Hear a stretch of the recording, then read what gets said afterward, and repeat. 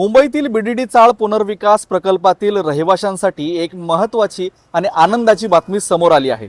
वरळी आणि नायगाव नंतर आता नामजोशी मार्ग येथील बीडीडी वासियांचे प्रशस्त घराचे स्वप्न लवकरच पूर्ण होणार आहे।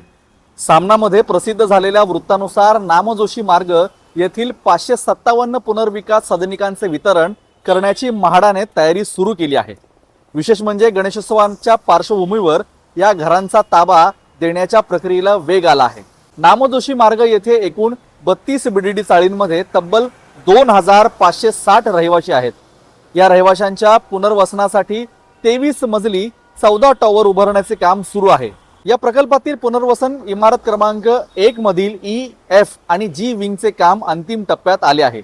यापैकी 2 विंगमध्ये 557 सदनिकांचे वितरण सप्टेंबरमध्ये करण्याची तयारी म्हाडाकडून सुरू असल्याची माहिती अधिकाऱ्यांनी दिली आहे। म्हणजेच अनेक वर्षापासून बीडीडी चाळीतील जुन्या आणि अरुंद घरांमध्ये राहणाऱ्या कुटुंबांना आता आधुनिक आणि प्रशस्त घर मिळण्याचा मार्ग मोकळा झाला आहे। या पुनर्वसन सदनिकांमुळे रहिवाशांना 2 BHK स्वरूपातील प्रशस्त घरांमध्ये राहण्याची संधी मिळणार आहे। दरम्यान वरळी बीडीडीतील रहिवाशांसाठी ही महत्त्वाची अपडेट समोर आली आहे। सामनाच्या वृत्तानुसार वरळी बीडीडीतील आणखी 574 रहिवाशांना महिन्याच्या अखेरीस नव्या घरांचा ताबा देण्यात येणार आहे। यामध्ये पुनर्वसन इमारत क्रमांक 1 मधील बी आणि सी विंग मधील सदनिकांचा समावेश आहे। यानंतर डिसेंबरमध्ये आणखी 271 रहिवाशांना घरांचे वितरण करण्यात येणार आहे। बीडीडी चाळ पुनर्विकास प्रकल्पाचे काम महाविकास आघाडीच्या काळात सुरू झाले होते आणि म्हाडाच्या या मुंबई मंडळामार्फत या प्रकल्पाची अंमलबजावणी करण्यात येत आहे। शिवसेना नेते आणि युवसेना प्रमुख आदित्य ठाकरे यांनी या प्रकल्पांना वेळोवेळी भेट देऊन कामाचा आढावा घेतला।